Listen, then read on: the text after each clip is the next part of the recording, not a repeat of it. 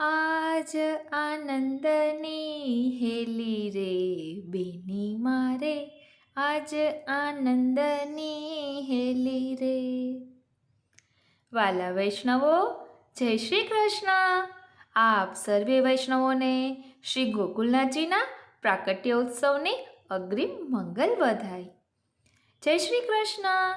હું નાતુરી આપ સર્વે વૈષ્ણવોનું આજના આ અલૌકિક સત્સંગમાં હાર્દિક સ્વાગત કરું છું. આજનું શ્રી ગોકુલનાથજીનું જે ચરિત્ર છે તે આપણે આત્મપટલ ઉપર કોતરવાનું છે. પ્રાણ જાય અરુ ધર્મ ન જાય. પોતાના વૈભવશાળી મહેલમાં બાદશાહ સિંહાસન ઉપર સુખાસનમાં પ્રસન્ન મુખમુદ્રાએ બિરાજમાન હતા. તે સમયે તેમની સમક્ષ ધર્મ ધુરંધર પ્રતાપી વૈષ્ણવોના પ્રાણ શ્રી ગોકુલેશ પ્રભુ અંદર પધાર્યા. તેમણે શિષ્ટાચાર મુજબ 9 રૂપિયા, શ્રીફળ અને પવિત્રો હાથમાં લઈ બાદશાહને સમર્પિત કર્યા અને અતિ પ્રસન્ન મુખમુદ્રાએ દિલ્હીશ્વરને આશીર્વાદ આપ્યા. શ્રીહસ્તમાંથી સારંગદેવે મર્યાદા સહિત ભેટ સામગ્રી લઈ બાદશાહના હાથમાં મૂકી, જે પોતાના બંને હાથમાં સ્વીકારી બાદશાહ બોલ્યા, આપના પધારવાથી મને અત્યંત પ્રસન્નતા થઈ છે, પરંતુ આપની સાથે આ બીજું કોણ છે? કોઈ બીજાને સાથે આવવા મનાઈ ફરમાવી હોવા છતાં તમે શા માટે લાવ્યા છો? શ્રી ગોકુલેશજીએ અત્યંત સહજ ભાવે કહ્યું, આ અમારો ભાણેજ છે, અમારી સાથે ગોકુલથી આવ્યો છે. તે હંમેશા અમારી સાથે જ રહે છે, તેથી અહીં પણ તે અમારી સાથે આવ્યો છે. આ સાંભળી બાદશાહ કશું બોલ્યા નહીં, પરંતુ તેમના ઉપર શ્રી ગોકુલનાથજીના સ્વરૂપનો જબરદસ્ત પ્રભાવ છવાઈ રહ્યો હતો. એમ ત્યાં હાજર રહેલા સૌને લાગ્યા વગર રહ્યું નહીં. બાદશાહ મૂળ તો આસુરી યોનિનો હતો, એમાં વળી સંન્યાસીનો દુસંગ થયો. આથી એનામાં કેટલાક દોષો પ્રવેશ્યા હતા, જેને લીધે એણે કેટલાક અવિચારી હુકમો કર્યા હતા. ધર્મપ્રાણ શ્રી ગોકુલેશજીએ સૌ પ્રથમ તો પવિત્રો આપી બાદશાહના એ દોષોને દૂર કર્યા. વળી રાજ્ય અધિકારને કારણે સ્વાભાવિક રીતે જ બાદશાહ રાજસ પ્રકૃતિનો હતો, તેથી રજસ એટલે કે રૂપિયા વડે તેના રાજસ ભાવને હરી લીધો. ઉપરાંત શ્રીફળ આપી આપે બંને ફળ સિદ્ધ કર્યા. આ પ્રમાણે બાદશાહના સ્વાભાવિક તેમજ સંગજનિત દોષોને દૂર કરી પ્રથમ તેને ફળને લાયક કર્યો. સત્સંગનો પ્રભાવ સદા સર્વદા આવો શુભ જ હોય છે. વળી મહાન પુરુષો જે કોઈના પ્રસંગમાં આવે તેને અગણિત લાભ કરી આપે છે. પછી શ્રી ગોકુલનાથજી જેવા સન્મનુષ્યાકૃતિરૂપ રસોવૈસહ પુરુષોત્તમ પ્રભુ પોતે જેના પ્રસંગમાં આવે તેના ભાગ્યનું તો શું કહેવું. બાદશાહ મનોમન શ્રી ગોકુલનાથજીને માળા ઉતરવા માટે કહેવાનું વિચારે છે, પરંતુ આપના ઉગ્ર પ્રતાપવાન સ્વરૂપ સમક્ષ જોઈ એક શબ્દ પણ ઉચ્ચારી શકતા નથી. તિલકના તેજથી તેમની મતિ મૂંઝાઈ ગઈ છે. તિલકના તેજથી તેમની મતિ મૂંઝાઈ ગઈ છે. તેમને પોતાને આશ્ચર્ય થયું કે હું આમ દિગ્મૂઢ જેવો કેમ બની ગયો છું. થોડી ક્ષણો આમ મૌનમાં વીતી ગઈ. છેવટે પોતે સંન્યાસીને આપેલા વચનને યાદ કરી સંકોચપૂર્વક બોલ્યા, ગોસાઈજી, તમે હજીએ અમારો હુકમ માની માળા તિલક ઉતાર્યા નથી, એનું શું કારણ? શ્રી ગોકુલેશ પ્રભુએ નિર્ભયતાથી ઉત્તર આપ્યો, જે ઉચિત અને શાસ્ત્રસંમત હશે તે અમે જરૂર માનીશું, પરંતુ જે અનુચિત હોય તે કોઈ પણ કાળે અમે માનીશું નહીં. આ અમારો નિજ ધર્મ છે અને તે છોડવા માટે નથી, કેમ કે અનાદિકાળથી ચાલી આવતી અમારા ધર્મની મર્યાદા છે. આ માળા અમારું જીવન છે, અમારા નિર્વાણનું સાધન છે. એને અમે શી રીતે ઉતારીએ? જેમ પતિવ્રતા સ્ત્રી પોતાનો ધર્મ પાળે, પતિની સેવા કરે અને પતિને સર્વસ્વ માને, એમ આ ધર્મ જ અમારું સર્વસ્વ છે. જેમ સ્ત્રીને પતિવ્રતા ધર્મ ત્યાગવાનું કહી શકાય નહીં, એમ કોઈ વ્યક્તિને નિજ ધર્મ છોડવા માટે કહી શકાય નહીં. વળી અમારા શાસ્ત્રોમાં તો એવી પણ આજ્ઞા છે કે સ્વધર્મે નિધનમ શ્રેયઃ. પોતાનો ધર્મ પાળતા કદાચ પ્રાણની આહુતિ આપવી પડે તો પણ હસ્તે મુખે આપવી, એમાં અમે ગૌરવ સમજીએ છીએ. અમારી શાસ્ત્ર સંમત પરંપરા પ્રમાણે 4 વર્ણ અને 4 આશ્રમની જીવન વ્યવસ્થા વિગતવાર વર્ણવેલી છે. એમાં ચોથા આશ્રમ સંન્યાસ વખતે જનોઈને ત્યાગ કરવાનો હોય છે, પરંતુ માળાનો ત્યાગ કરવાનો કોઈ શાસ્ત્રમાં આદેશ નથી. શ્રી ગોકુલનાથજીની મનને પ્રસન્ન કરે એવી અત્યંત નિર્ભય વાણી સાંભળી બાદશાહે કંઈક કપટ ભાવે કહ્યું, તો પછી તમે અમને એવું શા માટે લખી આપ્યું હતું કે અમે જે કહીશું તે પ્રમાણે તમે કરશો? ત્યારે ચતુર શિરોમણી શ્રી ગોકુલેશ પ્રભુએ મંદ હાસ્ય કરતા કહ્યું, અમે તમને શું લખ્યું આપ્યું છે એ તો તમે જાણો, અને ખાતરી કરવી હોય તો હજીએ તે લખાણ ફરીથી વાંચી જુઓ. શું અમે અમારો ધર્મ છોડી દઈશું એવું એમાં ક્યાંય લખેલું છે ખરું? સંન્યાસીના કહેવાથી આપે લખાવ્યું અને અમે લખી આપ્યું. ધર્મશાસ્ત્રો જે પ્રમાણે કહેશે તે પ્રમાણે કરવા અમે બંધાયેલા છીએ. એ લખાણમાં આપની પણ સહી છે જ, અને આજે પણ અમે એ જ વાત ભારપૂર્વક કહીએ છીએ કે શાસ્ત્ર સંમત જે કંઈ હશે તે કરવા અમે તૈયાર છીએ. વળી અમને એવી કલ્પના નહોતી કે એક ત્યાગી વિરક્ત સંન્યાસી જેના હૃદયમાં પ્રાણી માત્ર પ્રત્યે અનુરાગ હોવો જોઈએ તે દુરાગ્રહ કરીને અમારો ધર્મ છોડાવવા માટેની તથા શાસ્ત્ર વિરુદ્ધ આચરણ કરવાની વાત કરશે. જો તે આવી વાત કરે તો તે ધર્મના સાચા મર્મને એણે જાણ્યો નથી. અમને તો એવી આશા હતી કે તે વિરક્ત છે અને અમે ગૃહસ્થ છીએ, જેથી ધર્મની કંઈક ઉત્તમ વાત સમજાવશે, ધર્મની મર્યાદાઓ અને ધર્મના રહસ્યનું રસપાન કરાવશે અને અમારા જીવનને ઉર્ધ્વગામી બનાવવામાં ઉપયોગી એવી ચર્ચા કરશે. પરંતુ સંન્યાસીની વાત તો આનાથી તદ્દન ઉલટી જ છે. પછી એની વાત માનવાનું અમારે શું પ્રયોજન? જે બાદશાહ જહાંગીરના નામ માત્રથી ભલભલા ભૂપતિઓ ધ્રુજતા, તે જ બાદશાહ સામે શ્રી ગોકુલેશજીને નિર્ભયપણે આવો પ્રતિવાદ કરતા જોઈ સભામાં ઉપસ્થિત સર્વ અમલદારો અને ઉમરાવો આશ્ચર્યચકિત થઈ ગયા. આસફ ખાન તથા ઇતબાર ખાન જેવા શ્રી ગોકુલનાથજીના ચાહકોના મનમાં તો ભય પણ પ્રવેશી ગયું. તેમના શ્વાસ અદ્ધર થઈ ગયા. તેમને લાગ્યું કે કદાચ બાદશાહ ગુસ્સે થઈને કંઈક અનુચિત પગલું ભરી બેસશે તો અમે નાહકના મુસીબતમાં મુકાઈ જઈશું. તેથી તેઓ ઈશારા કરી વારંવાર આપશ્રીને સંયત રહેવા વિનંતી કરતા, પરંતુ આ ઉમરાઓ જેમ જેમ વાળતા તેમ તેમ શ્રી ગોકુલનાથજી વધારે જુસ્સાથી બોલવા લાગ્યા અને નિસંકોચ થઈ પોતાને જે કંઈ કહેવું હતું તે સર્વ કહી સંભળાવ્યું. શ્રી ગોકુલેશજીના મનમાં એમ હતું કે આ ઉમરાઓ ભલે વારવાનો પ્રયત્ન કરે, પરંતુ શા માટે ચૂપ રહેવું જોઈએ? આજે તક મળી છે ત્યારે જે કંઈ કહેવાનું છે તે જો ન કહીએ તો ફરી આવી તક ક્યારેય મળતી નથી.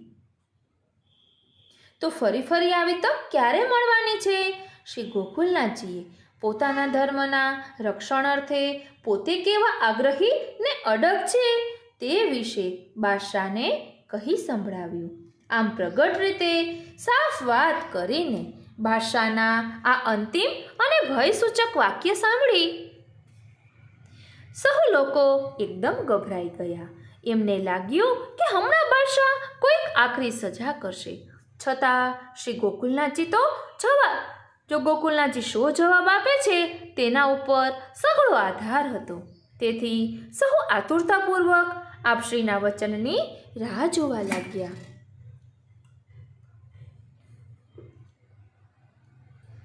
શ્રી ગોકુલેશજી માટે પણ કસોટીની આ આકરામાં આકરી કસોટીની ક્ષણ હતી. એક ક્ષણ જો ચૂકી જવાય તો સદાયને માટે ધર્મથી વિમુખ થવું પડે એવી નાજુક સ્થિતિ ઊભી થઈ હતી. આવી પડે પણ આપ શ્રી અડગ રહ્યા અને ધીરજ ગંભીર અવાજે ખૂબ જ મક્તમતાપૂર્વક શ્રી ગોકુલનાથજી બોલ્યા, બાદશાહ સલામત, સૂરજ કદાચ પૂર્વને બદલે પશ્ચિમમાં ઉગે, અડગ એવો મેરુ પર્વત કદાચ ચલાયમાન થાય, પરંતુ અમે અમારી આ માળા કોઈ પણ કાળે ઉતારીશું નહીં.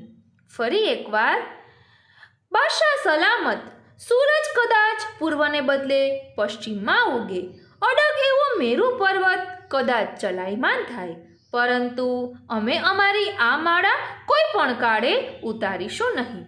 એ માળા તો અમારા ધર્મની લાજ છે, અમારા શરીરનો પ્રાણ છે. ધર્મ છોડ્યા પછી પ્રાણ શી રીતે ટકે એવું અધર્મમય જીવન જીવવા કરતાં અમે અમારું શરીર છોડવાનું જરૂર પસંદ કરીશું. જેમ કંચનને વિશુદ્ધ બનવા માટે અગ્નિમાં તપવું પડે છે, તેવી જ રીતે આખરી કસોટીમાં તપવા માટે આપ તેજોદીપ્ત બની તત્પર બન્યા. બાદશાહે જોયું કે માળા માટે ગોકુળનાથજી પ્રાણ આપવા તૈયાર છે.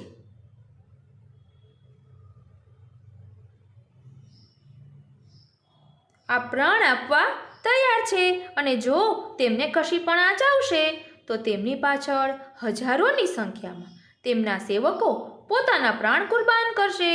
રાજ્ય માટે એક કપરી સ્થિતિ ઊભી થશે. આથી તે ગભરાયા. શું કરવું તે સૂઝ્યું નહીં. એક બાજુ પોતે સંન્યાસીને આપેલા વચનનો ભંગ અને બીજી બાજુ જો બળજબરીથી માળા ઉતરાવવામાં આવે તો વિના કારણ હજારો નિર્દોષ માણસોની આત્મહત્યા. આ બંને વચ્ચે બાદશાહ પીસાવા લાગ્યા. મનમાં એક તર્ક વિતર્ક થવા લાગ્યો. પરંતુ ભગવદ ઈચ્છાથી એ જ વેળા તેમને સંન્યાસીનું પ્રથમનું પંચનામું યાદ આવ્યું, જેમાં તેણે લખ્યું હતું કે જો શ્રી ગોકુળનાથજી માળા ન ઉતારે તો તેમને ગોકુળ છોડવાનો હુકમ કરવો. તેમનો વૈભવ ઘણો છે, તેથી તેઓ ગોકુળનો ત્યાગ કરવાને બદલે માળાનો ત્યાગ કરવાનો જ પસંદ કરશે. આથી બાદશાહે પણ આ અંતિમ કસોટી અજમાવી જોવા શ્રી ગોકુલેશજીને કહ્યું, જો માળાનો ત્યાગ ન કરવો હોય તો ગોકુળનો ત્યાગ કરો. જે સારું તે તમારું. અમારે હવે વિશેષ કંઈ કહેવું કે સાંભળવું નથી. ધર્મપ્રાણ શ્રી ગોકુલેશ પ્રભુએ આ પડકાર પણ ઝીલી લીધો. આપશ્રીએ કહ્યું, અમારે ઘરનું શું કામ છે? અમે ગોકુળ છોડવા તૈયાર છીએ. અમારે તો ધર્મ સચવાશે એટલે સઘળું સચવાશે. ધર્મ વિનાનું જીવન અમારે માટે નકામું છે. બાદશાહ આ સાંભળી આશ્ચર્યચકિત થઈ ગયા. ગોકુલનાથજી કશીએ આનાકાની વગર માળાનો ત્યાગ કરવાને બદલે ગોકુળનો ત્યાગ કરવા તૈયાર થઈ ગયા. ત્યારે તેમને સંપૂર્ણપણે ખાતરી થઈ ગઈ કે તેમનો ધર્મ સાચો છે અને સંન્યાસી તેમને નાહક હેરાન કરે છે.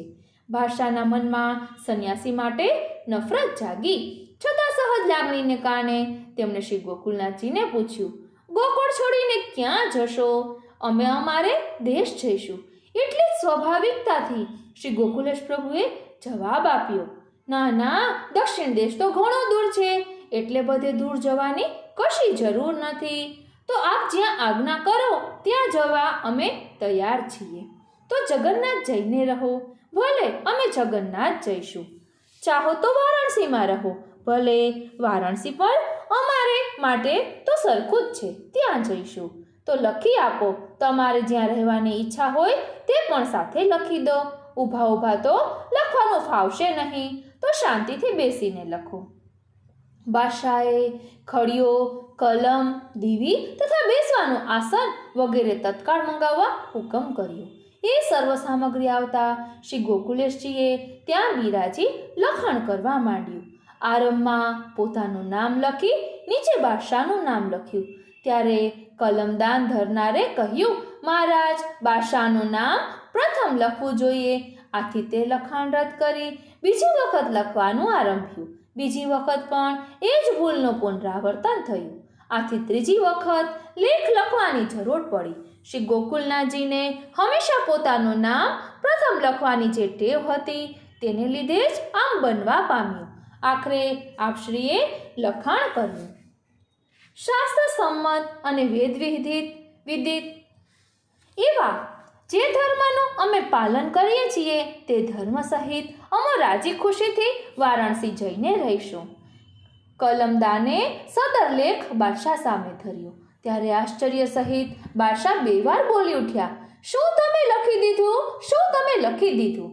આમ આશ્ચર્ય ભાવથી બાદશાહથી પૂછાઈ ગયું. તેનું એક જ કારણ કે ધર્મનું પ્રતીક ગણાતી તુલસી કાષ્ટની માળા ખાતર લાખો રૂપિયાનો વૈભવ છોડવાનું. આ પ્રમાણે કશા જ સંકોચ વગર અને છતાં ગૌરવભેર આનંદથી કોણ લખી આપી શકે? બાદશાહ જે માળાને બે દમડીની ગળતા હતા તે માળાને ખાતર શ્રી ગોકુલેશજીએ જ્યારે પોતાનું સર્વ સુખ વૈભવના સાધન અને સંપત્તિ એક ક્ષણવારમાં છોડી દીધા અને પોતાના ધર્મનો ટેક, પોતાની સત્વતા, પોતાની સત્યતા અને ધન વૈભવ આદિ પદાર્થો તરફનો પોતાનો વૈરાગ્ય સાબિત કરી આપ્યો. ત્યારે બાદશાહને પૂરેપૂરી ખાતરી થઈ કે ગોકુલનાથજીનો ધર્મનો ટેક સાચો છે અને પોતાના ધર્મ ખાતર તેઓ પોતાના પ્રાણ સુદ્ધા આપી શકે તેમ છે. તેમના ધર્મને તેમના પ્રાણથી જુદો કરી શકાય તેમ નથી. જ્યાં સુધી તેમના પ્રાણમાં પ્રાણ છે ત્યાં સુધી તેઓ કોઈ પણ કાળે પોતાના ધર્મરૂપ માળા તિલકનો ત્યાગ કરે તેમ નથી. હવે બાદશાહને ગોકુલનાથજી માટે અગાઉ કરતાં પણ વધારે માનની લાગણી ઉત્પન્ન થઈ. આપશ્રીની પ્રશંસા કરતા બાદશાહથી બોલાઈ ગયું, જુઓ, એક કાષ્ટની આ માળા માટે તેઓ પોતાના પ્રાણથી એ પ્યારું એવું ગોકુલધામ છોડવા ક્ષણ માત્રમાં તૈયાર થઈ ગયા. સાચો ધર્મ તે આનું નામ. આમ વિજય પ્રાપ્ત કરી શ્રી ગોકુલેશ પ્રભુ બાદશાહની અનુમતિ લઈ પોતાના સેવકો પાસે પધાર્યા અને બાદશાહ જનાનખાનામાં ગયા. અંદર જઈ બાદશાહે નૂરમહલને પૂછ્યું, બેગમ, ગોકુળનાથના ચહેરા પર કેવું અદ્ભુત તેજ ઝળહળતું હતું. તમે જોયું? હા ખુદાબિન, તેઓ શ્રીના મુખારવિંદનું લાવણ્ય સૂરજને પણ ઝાંખો પાડે તેવું અત્યંત તેજોદ્દીપ્ત હતું.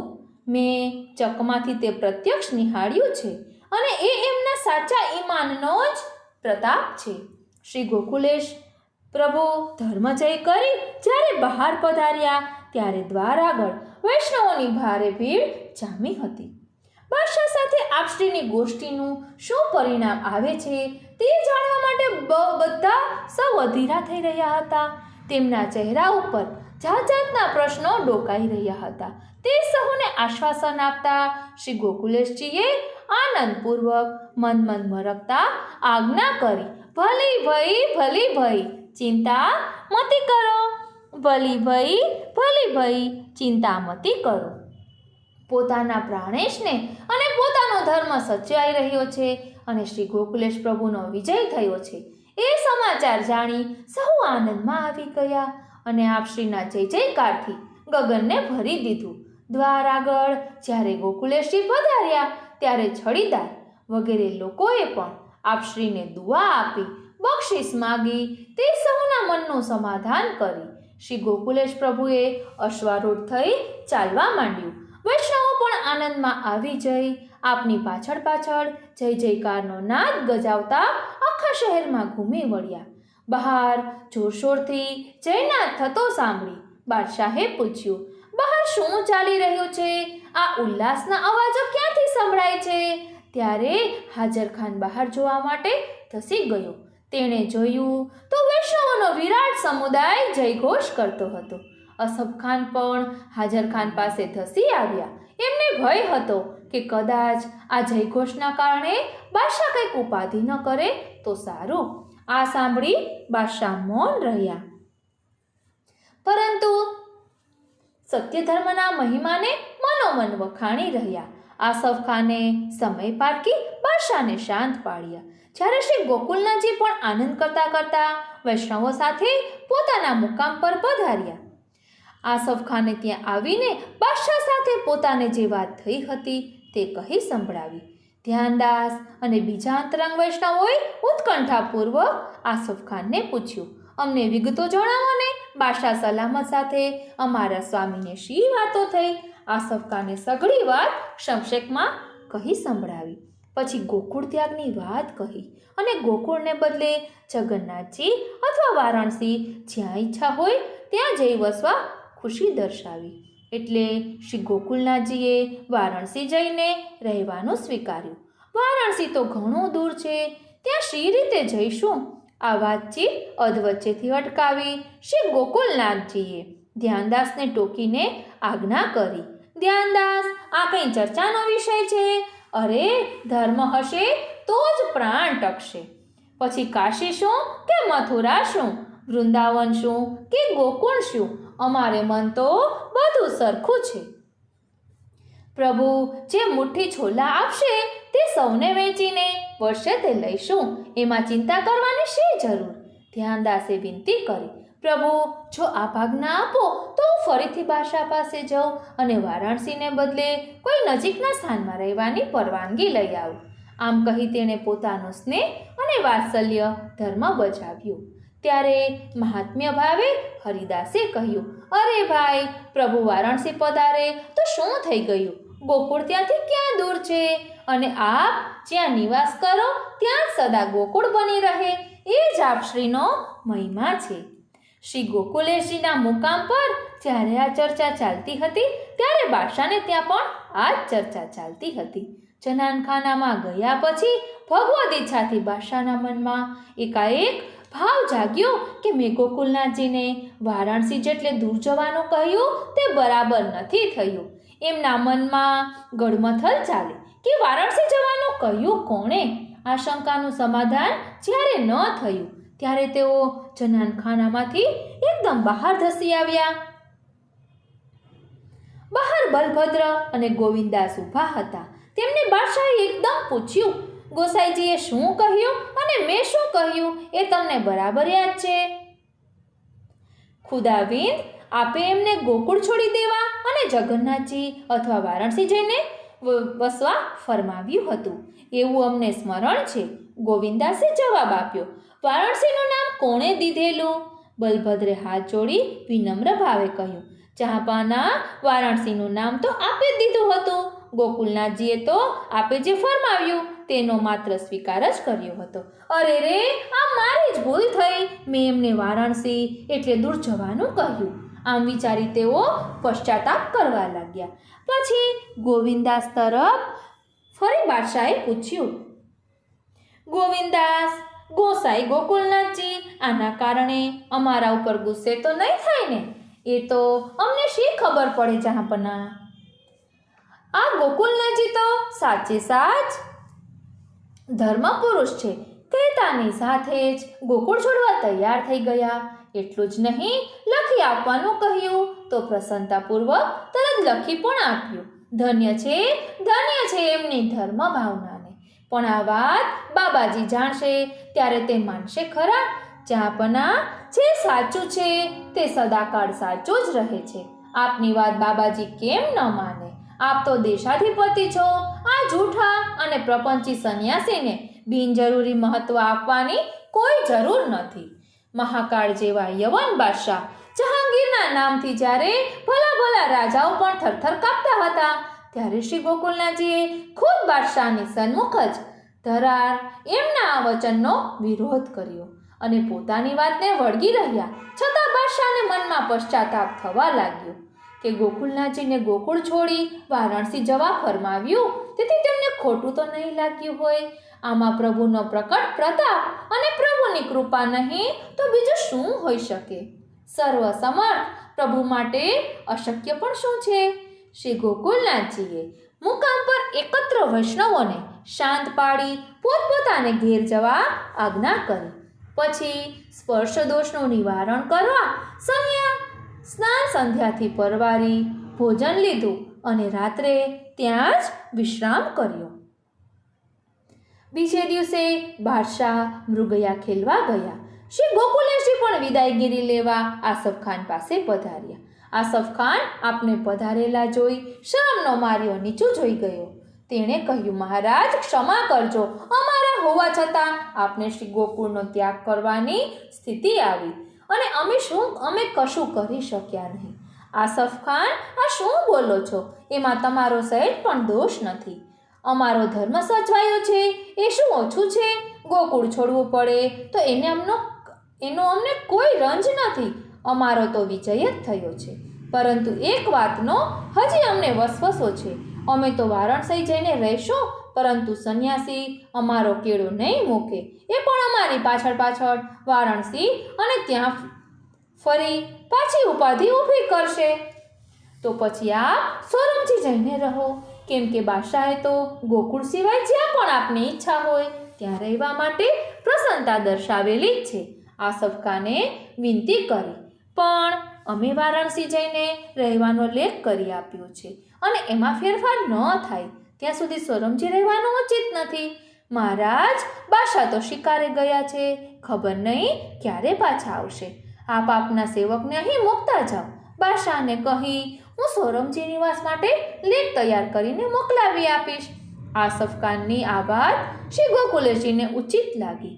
તેથી આપશ્રીએ અનંતદાસને કાશ્મીરમાં રોકાવાનું નક્કી કરી આસફ ખાનની વિદાય માગી.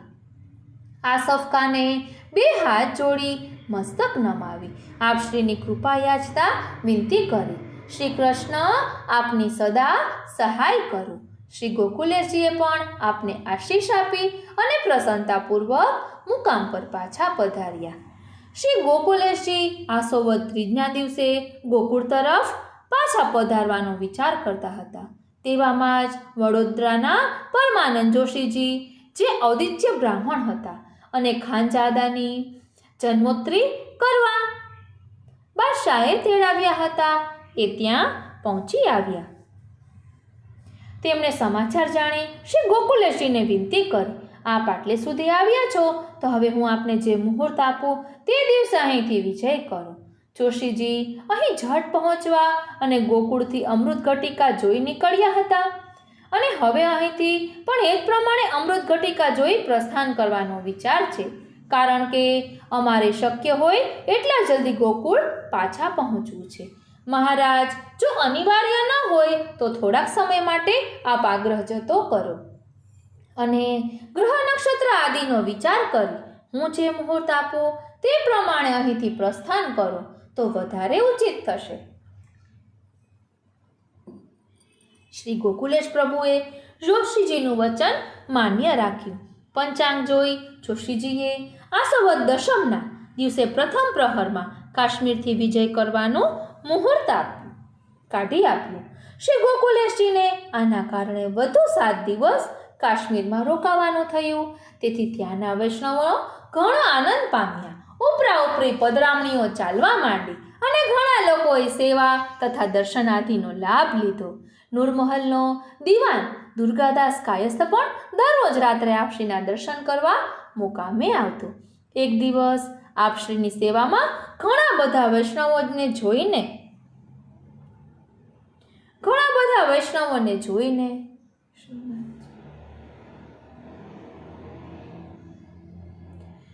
દુર્ગાદાસથી પૂછાઈ ગયું, મહારાજ, આ બધા સેવકો ક્યાંના છે? તે બધા ગુજરાતના છે અને અમારી સાથે જ આવેલા છે. આ સાંભળી દુર્ગાદાસ આશ્ચર્યચકિત થતા બોલ્યા, મહારાજ, અહીં તો 5000 જેવા અમલદાર પણ 10 માણસથી વધુ સેવકોને પોતાની સાથે રાખી શકતો નથી. તો પછી આટલા બધા માણસોને સાથે લાવી આપે પ્રવાસ, ભોજન વગેરે માટે ભારો મોટો ખર્ચ કર્યો હશે. ના દુર્ગાદાસ, તેમને ખર્ચ અમારે આપવો પડતો નથી. તેઓ સૌ સ્વેચ્છાએ અને પોતપોતાના ખર્ચે અમારી સાથે આવ્યા છે. એ સેવકો અમારી પાસેથી એક પાઈ પણ લેતા નથી. એટલું જ નહીં, બીજા કોઈનું પણ કશું લેતા નથી. આવા સ્વ આશ્રયી, સ્વમાની, અપરિગ્રહી અને સેવાભાવી છે અમારા આ ગુજરાતી વૈષ્ણવો. ગુજરાતના વૈષ્ણવોની આવી સેવા નિષ્ઠા અને સ્વામી ભક્તિ જોઈ દુર્ગાદાસ ગદગદ થઈ ગયા. પરંતુ હાલ આવા શુદ્ધ અંતઃકરણ અને આવો નિશ્વાસને ક્યાં જોવા મળે છે? નિજ સ્વામીના ચરણારવિંદની સૌરભ અને મકરંદના લોભી ભ્રમરો પણ હાલ ક્યાં છે? જેમને માટે સ્વયં શ્રી ગોકુલેશ પ્રભુએ આરસી જેવા શુદ્ધ અંતઃકરણવાળા ગુજરાતી વૈષ્ણવો કહીને એમનું બહુમાન કર્યું. એ જ ગુજરાતી વૈષ્ણવો આજે એવા શુદ્ધ અંતઃકરણવાળા રહ્યા છે ખરા? એ તો આપણે પોતે જ આત્મદર્શન કરી તપાસવું રહ્યું. ગુજરાતી વૈષ્ણવોના શ્રી ગોકુલેશ પ્રભુએ સ્વમુખે કરેલા આવા વખાણ સાંભળી પુરુષોત્તમ દાસ મહેરાએ જરા ઓછું આવ્યું. તેથી તેમણે વિનંતી કરી, પ્રભુ, આરસી નિર્મળ જરૂર હોય છે, પરંતુ તેમાંય ક્યાંય લાંછન લાગેલું હોય છે. આપ શ્રીએ મંદ મંદ હાસ્ય કરતા આજ્ઞા કરી, પુરુષોત્તમ દાસ, આકાશમાં અનંત તારા હોય છે અને તે તારાઓને કશું જ લાંછન હોતું નથી, પરંતુ અમાસની રાતે એ અનંત તારાઓની હાજરી હોવા છતાંય જગત પર તો ઘોર અંધકાર જ પથરાયેલો હોય છે. જ્યારે ગગનમાં ચંદ્ર તો એક જ છે અને એમાં લાંછન પણ છે, પરંતુ જ્યારે ચંદ્રમાં પ્રકાશે છે ત્યારે અવની પરનો સમસ્ત અંધકાર ઓગળી જાય છે. એમ અમારા આ ગુજરાતી વૈષ્ણવો ચંદ્ર જેવા છે, જેને કારણે આજે પુષ્ટિ સૃષ્ટિ નિર્મળ ચાંદનીમાં સ્નાન કરી રહી છે. આ સાંભળી પુરુષોત્તમ દાસ ચૂપ થઈ ગયા. આમ શ્રી ગોકુલેશ પ્રભુ ભક્તોના ગુણગ્રાહી છે. જો પોતાના સેવકમાં એકાદ પણ પૂર્ણ ગુણ હોય તો બાકીના સર્વ દોષોને આપ માફ કરે છે, કારણ કે જીવ માત્ર દોષને પાત્ર છે. કોઈ જીવ સંપૂર્ણ દોષમુક્ત તો હોય જ ન શકે, માટે તેના ગુણને ધ્યાનમાં રાખે છે. જો આપણે વૈષ્ણવો પણ પ્રભુના આ ન્યાયને અનુસરી સાચા ગુણગ્રાહી બનીએ તો પરનિંદા જેવા અનેક દોષોમાંથી બચી શકીએ. કાશ્મીરમાં આપશ્રીના રોકાણ દરમિયાન વૈષ્ણવો ઉપરાંત મુસલમાન અમલદારો અને ઉમરાવો પણ આપના દર્શને અવારનવાર આવતા અને શ્રી ગોકુલેશ પ્રભુ તે સૌને મુદિત મને આશીર્વાદ આપતા. એક કાશ્મીરી પંડિત તરફથી વિષ્ણુ ધર્મોત્તર અને વ્યાકરણસાર નામના 2 પુસ્તકો પણ આપશ્રીને ભેટ મળ્યા હતા. આમ કાશ્મીરના અધિક મુકામ દરમિયાન આપશ્રીએ સર્વ ભક્તોના મનોરથ પૂર્ણ કર્યા અને પછી નિયત મુહૂર્ત પ્રમાણે 10મીને દિવસે પ્રથમ રાત્રિએ 10 ઘડી પછી ઉત્સાહપૂર્વક શ્રી ગોકુળ તરફ વિજય કર્યો. આમ ધારેલી ધારણા પાર પાડતા માળા અને તિલકનો વિજય કરી આનંદપૂર્વક શ્રી ગોકુલેશજીએ કાશ્મીર છોડ્યું અને આપશ્રી 28 મજલમાં 60 મુકામ કરી શ્રી ગોકુળ પાછા પધાર્યા. બોલો શ્રી ગોકુલનાથજી પ્યારે કી જય. બોલો શ્રી ગોકુલનાથજી પ્યારે કી જય. બોલો શ્રી ગોકુલનાથજી પ્યારે કી જય. આજનો આ અલૌકિક સત્સંગ શ્રીનાથજી, શ્રી યમુનાજી, શ્રી મહાપ્રભુજી અને શ્રી ગોકુલેશ પ્રભુના ચરણારવિંદમાં સમર્પિત કરું છું. જય શ્રી કૃષ્ણ.